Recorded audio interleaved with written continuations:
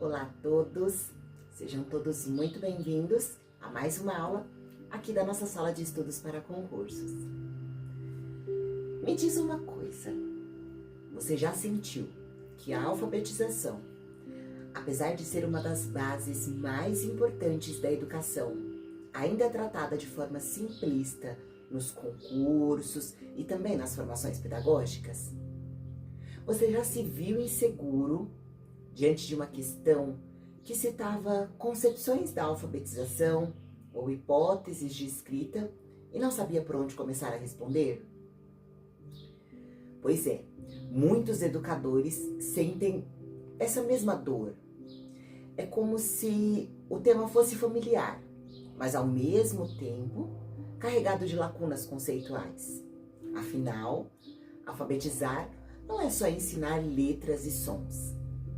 É iniciar um sujeito na lógica da linguagem escrita, respeitando sua capacidade de pensar, de levantar hipóteses, de testar, errar e tentar de novo. E é aí que entra Emília Ferreiro, uma das autoras mais cobradas e mais mal compreendidas nas provas de concurso público.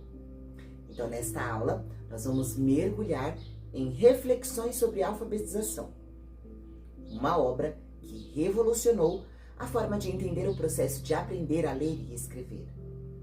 E mais do que isso, vamos organizar as ideias de Ferreiro para que você se sinta seguro ao enfrentar qualquer questão que envolva a psicogênese da língua escrita, construtivismo e também concepções de alfabetização. Essa obra, Reflexões sobre a Alfabetização, tem presença garantida em concursos de diversas áreas, desde a educação infantil e anos iniciais, até cargos de supervisão e coordenação pedagógica. Além disso, ele qualifica profundamente a prática docente, te ajudando a entender o aluno não como um receptor passivo de letras, mas como alguém que pensa, que testa e reconstrói a língua escrita. Afinal, como dizia a própria autora, aprender a ler e escrever não é uma questão de memorização, é uma questão de construção ativa do conhecimento. E hoje você vai sair desta aula com clareza sobre as hipóteses de escrita, com entendimento sobre a diferença entre alfabetização e letramento, com argumentos fortes para questões discursivas e também com exemplos concretos que conectam a teoria e a prática, facilitando a sua aprendizagem e a sua aprovação. Então vamos juntos, porque a nossa aula ela está só começando.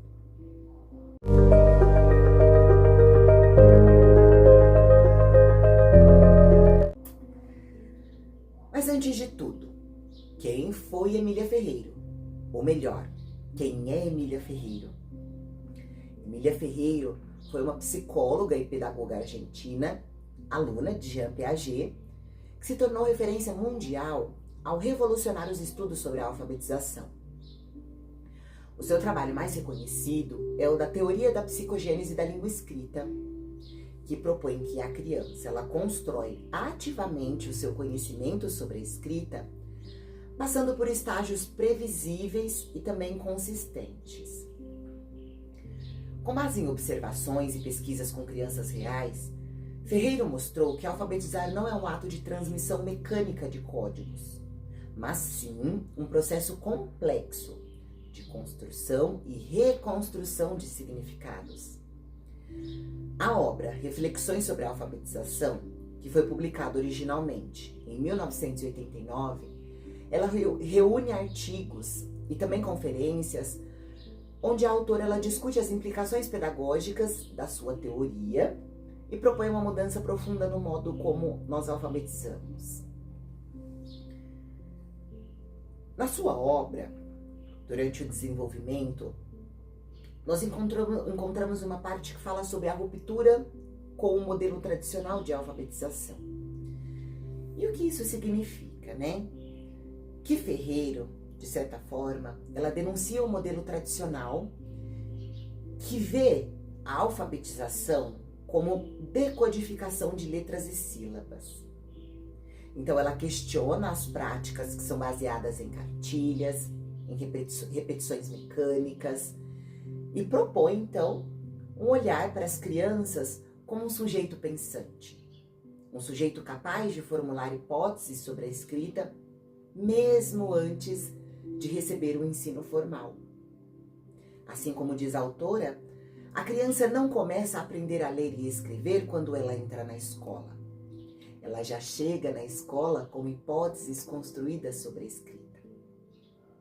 Então ela defende que as crianças passam por fases ou níveis de conceitualização da escrita que envolve. Prestem muita atenção nessa parte. O pré-silábico, e o pré-silábico é quando a criança ainda não relaciona as letras com os sons. Ou seja, quando você pergunta qual letra faz o som de A, às vezes ela não vai conseguir identificar a letra A. Ela pode apontar para a letra B, ela pode apontar para a letra S, porque ela ainda não consegue fazer a relação do som A com o símbolo da letra A, certo? O nível silábico é uma criança que usa uma letra para representar uma sílaba. Ou seja, quando a gente pede para a criança escrever a palavra aranha e ela escreve apenas A, N, A, ela pode não ter escrito todas as letras da palavra aranha, mas ainda assim ela usou algumas letras como sílabas e escreveu A, N, A, certo? Para ela está escrito aranha. O nível silábico alfabético é quando a criança começa a associar o som e letra, mas ainda com algumas inconsistências. Então, ela acerta determinadas letras e sílabas da palavra e outras ela ainda erra. Mas você ainda consegue identificar que são poucas letras que ela erra dentro do conjunto da palavra toda. E o alfabético, que é onde ela domina o sistema e representa fonemas com as letras adequadas, que aí é quando ela já consegue construir toda a palavra com todas as letras corretas. Ainda que pode ser que em algum momento essa criança esqueça de determinada letra ou outra, ou erre letras com sons parecidos, mas de uma forma geral, né, de uma forma mediana, ela ainda consegue acertar todas as palavras praticamente com 100% de acerto, 99% de acerto. E essas fases, elas não são erros, elas são etapas naturais do desenvolvimento cognitivo. E o papel do educador aí é compreender em que fase a criança está, né, se ela está no nível pré-silábico, silábico, silábico alfabético, o alfabético, e então propor intervenções adequadas. Um outro ponto da sua obra é a alfabetização como um processo construtivo. Emília Ferreiro, ela propõe que o processo de alfabetização, ele deve respeitar os saberes prévios da criança. Ele precisa estimular a construção ativa de hipóteses e criar contextos significativos de leitura e escrita. Ela também critica fortemente a ideia de que ensinar o B com A é igual a Bá seja alfabetizar. Para ela, isso é condicionamento e não aprendizagem significativa. Ao invés disso, ela propõe que as crianças elas sejam desafiadas a escrever nomes, frases, listas, textos, mesmo que elas ainda não dominem o sistema alfabético. É muito mais preferível que você desafie ela a escrever, explique onde ela está errando e desafie novamente ela a reconstruir essa escrita, do que você ficar ensinando o conjunto de letras, ou seja, né, ensinando as sílabas isoladamente.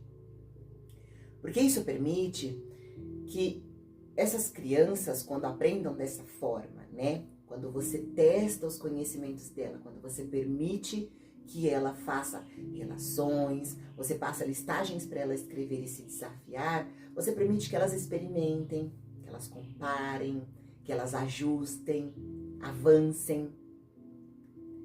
Uma outra parte da obra é a que destaca a alfabetização na escola, os desafios concretos que são enfrentados pelos professores dentro da sala de aula. E no livro, Emília Ferreira, ela também discute a resistência do sistema escolar. Essa resistência em abandonar práticas tradicionais. E ela afirma que muitos professores ainda são formados com uma visão ultrapassada da alfabetização, o que leva a uma prática pedagógica incoerente, de certa forma, com que a pesquisa ela vai nos revelando sobre o que realmente é a alfabetização e como se constrói uma alfabetização sólida dentro da sala de aula. Então, ela defende que a formação continuada de professores, o uso de contextos reais de leitura e escrita, a escuta atenta da produção infantil, que tudo isso serve como estratégia para construir o conhecimento. Então, quando o professor consegue escutar atentamente, identificar o nível em que aquela criança se encontra, traçar estratégias, propostas coerentes e que leve o aluno a pensar, a refletir, a testar, isso auxilia na construção da leitura e da escrita. Outro ponto importante da obra é a defesa de Emília Ferreira com relação ao erro, como parte essencial da aprendizagem. A autora nos ensina que ao invés de corrigir mecanicamente, de chegar, pedir para o aluno trazer, apontar ali o que foi que ele errou, e você ficar dizendo, não, mas B com A é Bá, vamos lá, B com A, Bá, B com E, B, enfim. E ficar fazendo isso de forma mecânica, para que o aluno decore, está errado. O professor, ele precisa investigar o que essa criança está pensando, em que hipótese ela está operando, como eu posso ajudar essa criança a avançar, a sair desse estágio e passar para outro estágio. A avaliação, quando usada nesse contexto, ela deve ser uma avaliação diagnóstica e formativa, e não uma avaliação punitiva, para que você dê para o aluno uma nota, ou dê para ele mais exercícios, ou de uma forma que ele se sinta punido por errar. Pelo contrário, é você identificar onde está o erro e traçar outro mecanismo para fazer com que a criança ela aprenda, ela avance e ela consiga enxergar onde foi que ela errou, o que ela fez para avançar e agora, ela então, de certa forma, se parabenizar, se auto-parabenizar, se automotivar e ver que ela é capaz sim de evoluir quando tem uma mediação adequada. Então essa leitura da obra de Emília Ferreira, ela é essencial para todo educador que realmente quer compreender o processo de alfabetização e atuar com intencionalidade pedagógica. Porque a obra, ela também é uma chave para que a gente possa resolver questões de concurso com segurança, tanto questões objetivas quanto questões discursivas. Então é importante para que você acerte questões na prova a partir do entendimento dos conceitos que a autora vai trazendo para a gente na obra e também, quando entrar dentro da sala de aula, conseguir a sua aprovação, poder aplicar isso na sua prática, o que vai te ajudar a construir um bom relacionamento com seus alunos e a auxiliar também a construir propostas pedagógicas que auxiliem no avanço dessas crianças.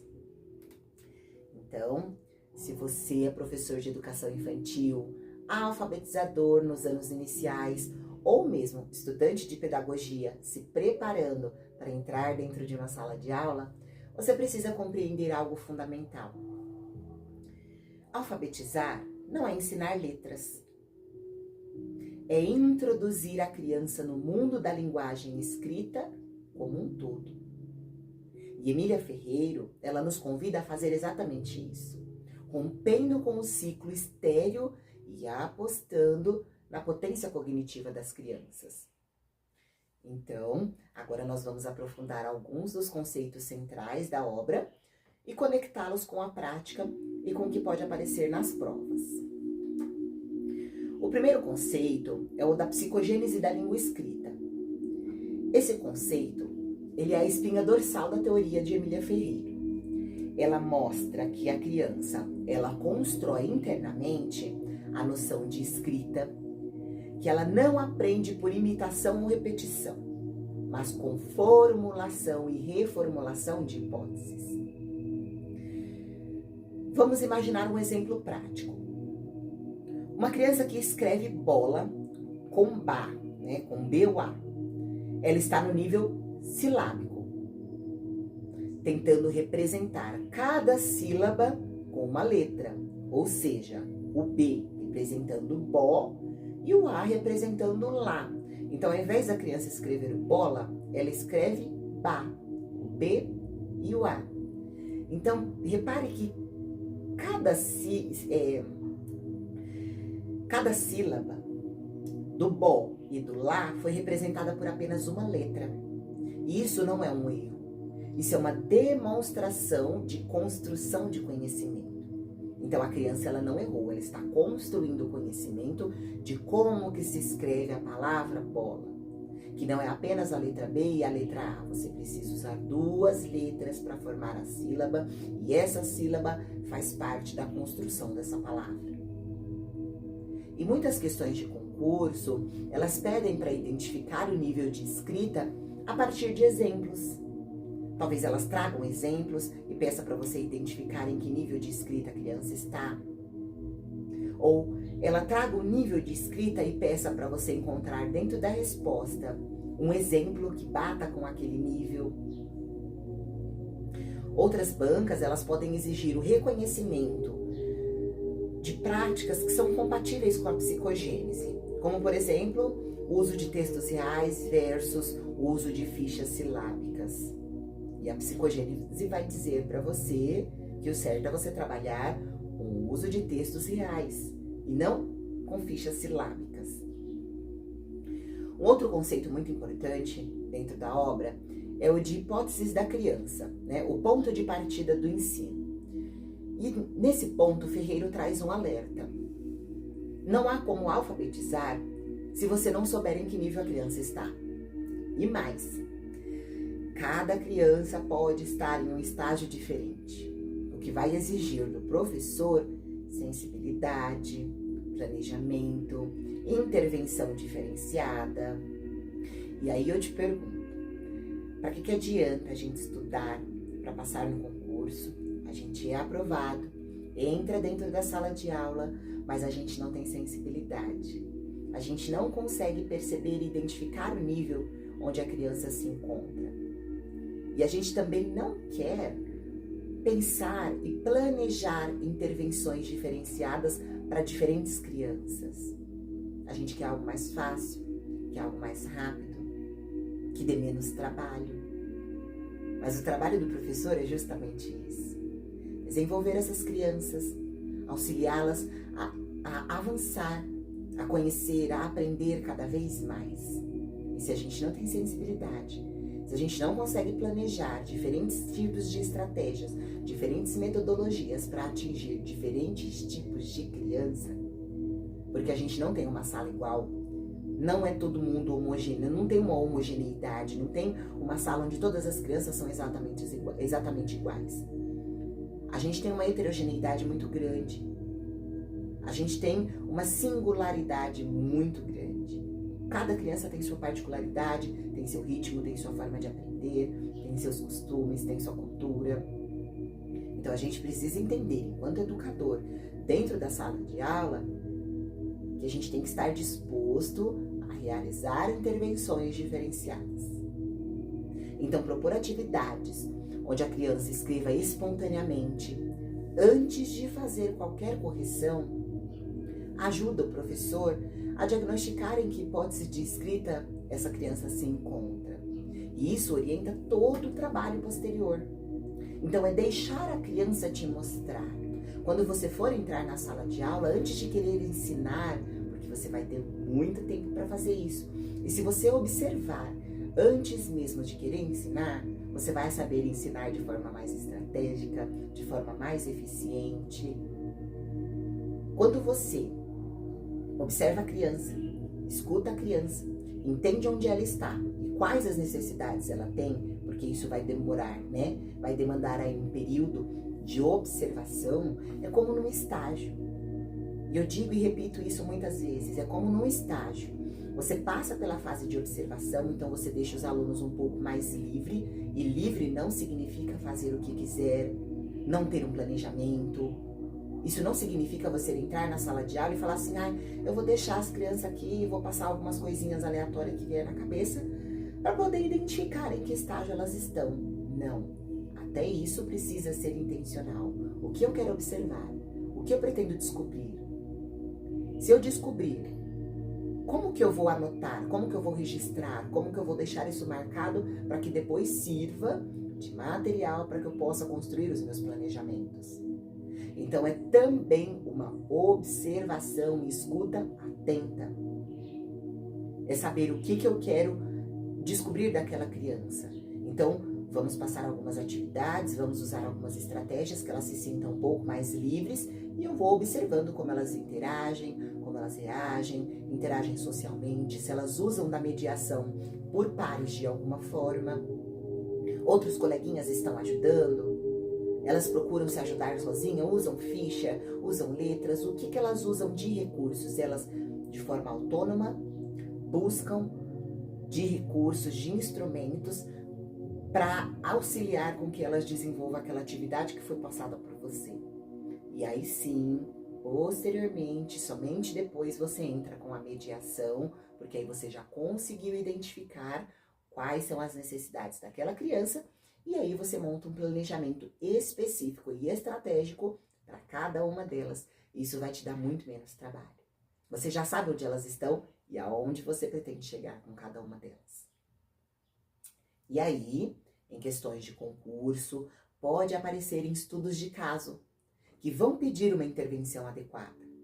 Como, por exemplo, diante da produção de texto, o professor deve corrigir de forma certa. E aí vai passar uns casos para você. Propor escrita com apoio, talvez retomar a ordem alfabética. E aí você vai perceber que a alternativa correta será sempre aquela que parte da hipótese real da criança. Então, toda a estratégia para a leitura e escrita que o professor for construir tem que partir da hipótese onde a criança está. Pré-silábico, silábico, silábico alfabético, alfabético. Então, é importante que você entenda cada uma dessas hipóteses para que você não erre as questões na prova. Um outro conceito é o de alfabetização como prática social. Emília Ferreiro, ela não está preocupada apenas com a técnica. Ela afirma que a escrita é uma invenção cultural como função social. Portanto, é preciso ensinar a criança a ler e escrever textos reais, que façam sentido, que tenham função comunicativa. Que faça com que a criança ela consiga interagir culturalmente e socialmente.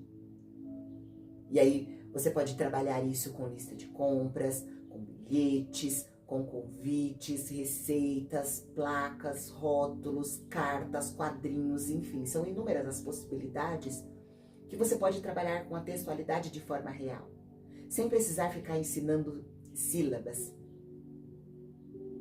Né? São gêneros textuais que inserem a criança em uma cultura letrada, que permitem que elas avancem na alfabetização com propósito. Então, nas provas de concurso, podem aparecer questões que pedem a escolha de práticas de letramento ou confronto entre práticas mecânicas e práticas com sentido social. Práticas mecânicas visam a reprodução, a memorização. Você ficar juntando sílabas, palavras, letras. E práticas com sentido social fogem muito desse tradicionalismo. Você trabalha com diferentes tipos de gêneros textuais, sempre descobrindo onde a criança está e partindo de onde ela está para onde você quer chegar. E é aí que entra um outro conceito da obra, que é o erro como sinal de avanço. Então, para Emília Ferreiro, errar é um sinal de que a criança está elaborando, está pensando, está se apropriando do sistema. E aí você pode dizer assim, mas como que ela está acertando se ela está errando? Porque é no erro que a gente aprende. A criança, ela não nasceu pronta, ela não sabe ler e escrever. Ela precisa aprender esses códigos, ela precisa aprender essas comunicações. Então, quando ela erra, ela consegue enxergar o que ela errou através da mediação e aí sim formular uma estratégia juntamente com o professor para que ela consiga aprender, evoluir e avançar. Então, avaliar uma única produção do aluno, um único texto, uma única atividade, não é algo que deva ser tido como um ponto. Você vai avaliar apenas uma única atividade que foi proposta para aquele aluno e aí quando ele errou aquela atividade, porque era uma provinha ali, uma avaliação, enfim, bimestral ou semestral ou até mesmo anual, e ele errou e aquilo ser pontuado como o aluno ainda não sabe, é um erro também do professor. Ele precisa considerar os acertos, ele precisa considerar quantas vezes o aluno tentou e qual foi a evolução que ele teve até agora. Porque pode ser que no momento da avaliação ele se sinta inseguro, se sinta pressionado, se sinta tenso. E tudo isso vai fazer com que ele esqueça. Isso não significa que ele não aprendeu, isso não significa que ele não sabe, isso não significa que aquele aluno não avançou. Talvez naquele momento em específico ele não teve o resultado que ele queria. É por isso que a gente precisa observar atentamente, ter todos esses registros para que a gente possa comparar e ver se foi um momento pontual ou se o aluno ainda precisa desenvolver certas habilidades. Então, avaliar uma produção apenas como certa ou errada é você perder a oportunidade de aprender com ela. Então, nada é 100% certo ou errado. É sempre um ponto de partida para que a gente possa evoluir e dar um outro passo. Então, em vez de você corrigir, né, como no exemplo anterior que eu dei da bola, você corrigir o BA, né, o BA, que ao invés do aluno escrever bola, o B-O-L-A, ele escreveu apenas o BA, e você avaliar isso como errado, ao invés disso você precisa pensar, essa criança acha que uma sílaba equivale a uma letra. Então ela está no nível silábico. Como eu posso desafiar essa criança a avançar do nível silábico para o silábico alfabético? Quais tipos de atividades ou de mediação eu posso proporcionar para que ela avance? E nos concursos públicos, questões discursivas ou objetivas que pedem interpretação de produções infantis e também a seleção de práticas de avaliação coerentes com a perspectiva construtivista vai cobrar exatamente isso. Então é importante vocês ficarem bem atentos, tá? E um outro conceito é o de formação do professor como um elo essencial. E Emília Ferreira, ela reforça que nada mudará na alfabetização se a formação dos professores continuar repetindo e repetindo e repetindo o passado. Ela defende formações que incluam observação de crianças, análise de produções escritas, leituras teóricas, práticas reflexivas. E esse é o ponto de virada. Um professor bem formado alfabetiza com potência. Um professor mal formado apenas vai repetir métodos que são fracassados. Então, se existe uma frase que sintetiza a força da proposta de Emília Ferreiro, talvez seja essa. A criança que aprende a ler e escrever constrói esse conhecimento. Ninguém pode fazê-lo por ela. E essa citação ela nos provoca a abandonar práticas que infantilizam a aprendizagem, como a cópia sistemática, os métodos puramente fônicos ou o ensino isolado de letras, e a assumir o nosso papel como mediadores de um processo ativo, construtivo e profundamente humano. Então, Emília Ferreiro, ela trouxe ao Brasil e à América Latina uma verdadeira revolução no campo da alfabetização. Não se trata de um modismo, mas de uma base teórica sólida, respaldada em observações empíricas e que transformou a forma como nós enxergamos o aprender. E para você que está se preparando para concursos públicos, essa autora é praticamente obrigatória. E veja então como ela costuma aparecer nas provas, como interpretação de níveis de escrita. Então podem ser apresentados trechos de escrita de criança, no qual você precisa identificar se elas estão no nível pré-silábico, silábico, silábico alfabético ou alfabético, com análise de práticas pedagógicas, apresentando situações em que o enunciado ele descreve uma atividade de alfabetização e pergunta se ela está de acordo com os pressupostos da psicogênese da língua escrita, com a identificação de concepções de erro e avaliação. Então, muitas bancas, elas cobram a ideia de que o erro, ele é um indicativo do avanço e não do fracasso. E também confrontos com métodos tradicionais. Então, questões podem pedir para que você distingua entre métodos sintéticos e a perspectiva construtivista da alfabetização. Então, vale você pensar aqui em algumas citações estratégicas para você poder levar para a prova de concurso. Emília Ferreira, ela traz 3 frases que são muito importantes e que podem cair na sua prova. A primeira delas: é preciso aprender a ler o que a criança escreve e não o que gostaríamos que ela escrevesse. A alfabetização não é um conjunto de técnicas, é a inserção no universo cultural letrado. Ensinar a ler e escrever sem considerar o pensamento da criança é como tentar ensinar a nadar sem entrar na água. Então, ao finalizar esse estudo, eu quero te deixar uma reflexão profunda.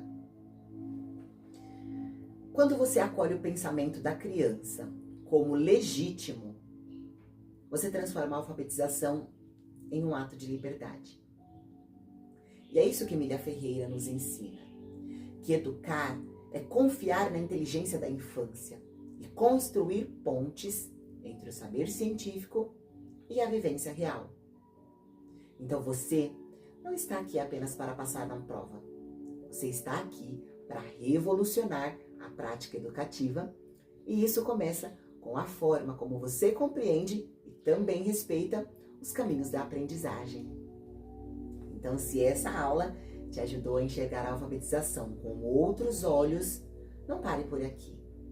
A sala de estudos para concurso, ela está pronta para te guiar por outras obras que caem em provas de concurso e, mais importante, que te preparam para transformar a prática docente com base em autores que têm legado, densidade e compromisso com a educação de qualidade. E na sala de estudos você vai encontrar resenhas completas, videoaulas aprofundadas, simulados, glossários, termos para mapas mentais, uma infinidade de materiais que vão te ajudar a acertar mais pontos na sua prova e potencializar a sua prática pedagógica. Então segue comigo na sala de estudos, porque a sua aprovação é só o começo. A transformação começa agora. E eu te vejo em outras aulas.